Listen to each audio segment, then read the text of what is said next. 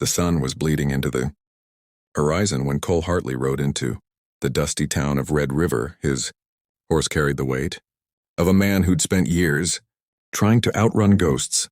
Ghosts of a wife he couldn't save, a ranch destroyed by drought, and a heart that refused to heal. Folks in Red River didn't talk much, but when they did, they talked about one thing: the bride auction happening behind the old saloon. Cole had no business being there. He'd come only to buy supplies. But fate, as it always did in the frontier, had other plans. A small crowd circled a wooden stage, and on it stood a girl, young, pale, eyes red from crying but burning with silent defiance. Her dress was torn at the hem, dust smeared across her skin, and her hands trembled as the auctioneer shouted the opening bid. "This here woman's name is Elara Mayfield. Age 20, strong worker. No family to claim her. She'll make a fine bride for any man willing to pay." Elara lifted her chin, trying to appear brave, but Cole saw the fear hiding beneath. Something in her expression, fragile, yet fierce, pulled at a place inside him he thought was long dead. Men shouted their bids, laughing crude, hungry laughs. Cole watched her flinch at every yell. She wasn't just unwanted. She was terrified. He turned away, ready to walk off, until he heard the auctioneer say, "Last call. If no one raises the bid, she'll be sold to the buyer from the mines." Cole froze. The mines had a reputation so dark that even outlaws stayed away. Women who ended up there never returned. Without thinking, maybe instinct, maybe pity, maybe something deeper, Cole raised his hand. $10, he said quietly. The crowd murmured. No one countered. The hammer fell. And just like that, Cole became the owner of a woman he'd never met. He approached her gently. "You're safe now," he murmured, offering his coat. But Elara stepped back, fear flashing in her eyes. "You shouldn't have bought me," she whispered. "You don't know what you've done." Cole frowned. "I wasn't going to let them send you to the mines." "You don't understand," she said, voice cracking. "They weren't the ones I was running from." Before he could ask more, gunshots cracked in the distance. Several townsfolk ducked. But Cole noticed Elara's reaction. She froze, then backed away, panic flooding her face as if the sound meant death. "Who's after you?" he asked. She didn't answer. Instead, she clutched the small satchel at her side and whispered, "We need to leave now." Cole didn't know her story, but he could tell the fear wasn't ordinary. So he led her to his horse, and the two rode out into the wilderness as night swallowed the desert. Hours later, they reached Cole's cabin, modest but safe. He lit a lantern. The flickering light revealed more than dust and wooden walls.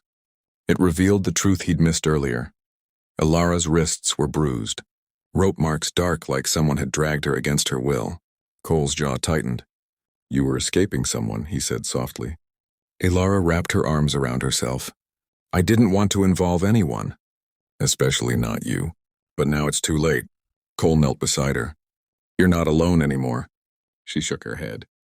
"You don't understand. If they find me, they'll kill anyone who helps me." "Who's they?" Elara hesitated, then whispered a name like a curse. "The Black Ridge Riders." Cole felt a chill crawl up his spine. The Black Ridge Riders weren't just outlaws. They were the most feared gang in 3 territories, known for cruelty beyond reason. If they were after her, this wasn't a rescue. This was a war he hadn't meant to enter. And Elara, she was the center of a secret dangerous enough to burn the whole frontier.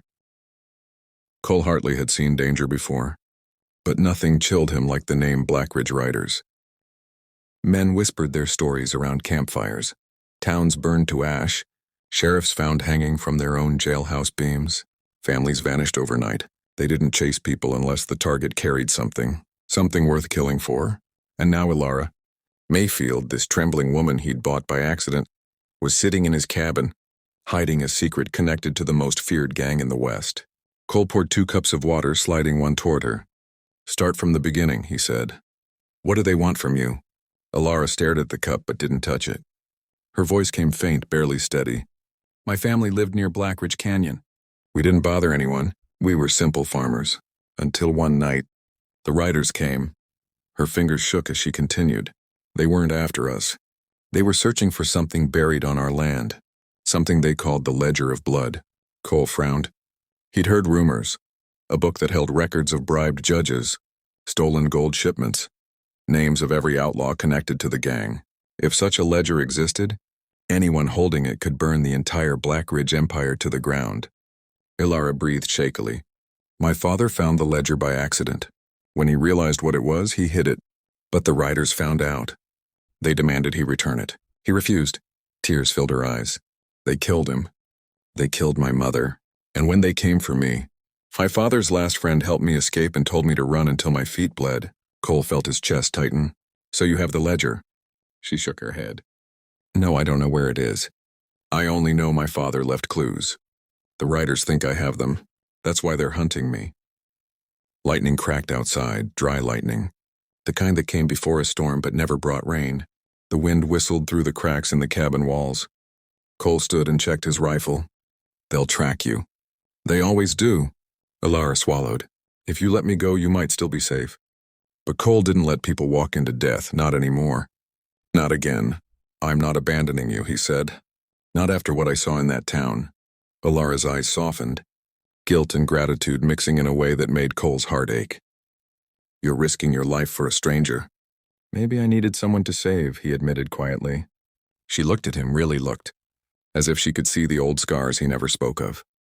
The one's loss had carved deep into him.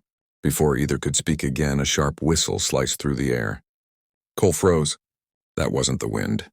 It was a signal. He extinguished the lantern instantly and pulled Elara behind the table. Stay down, he whispered. Gun in hand, he slid to the window and peeked through a sliver in the wood. Torches. 5 of them, moving toward the cabin. Elara's breath hitched. Cole's voice went low and calm.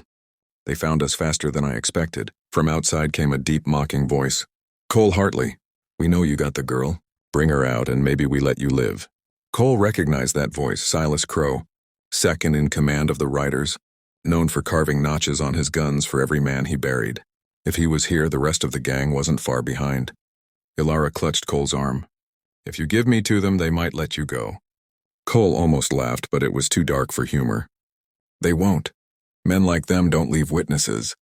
The cabin door rattled as someone kicked it. Elara flinched. Cole steadied her with a touch. We're getting out of here. How? She whispered. Back window. Through the pines. Down to the ravine. My horse is tied in the shed. Another kick, this time harder. The riders were seconds from breaking in. Cole grabbed Elara's hand and rushed her to the back. The cold air hit them as they slipped through the window and landed behind a cluster of rocks. The torches glowed brighter as the riders surrounded the cabin. Then with a deafening crash, they kicked the door open, and only silence greeted them. Cole held Elara close as they crouched behind the rocks, listening to the riders storm through the cabin. She trembled against him and he tightened his grip. We're not out of danger, he whispered. This is just the beginning, because somewhere out there was a ledger worth killing for, and now both of them were marked for death.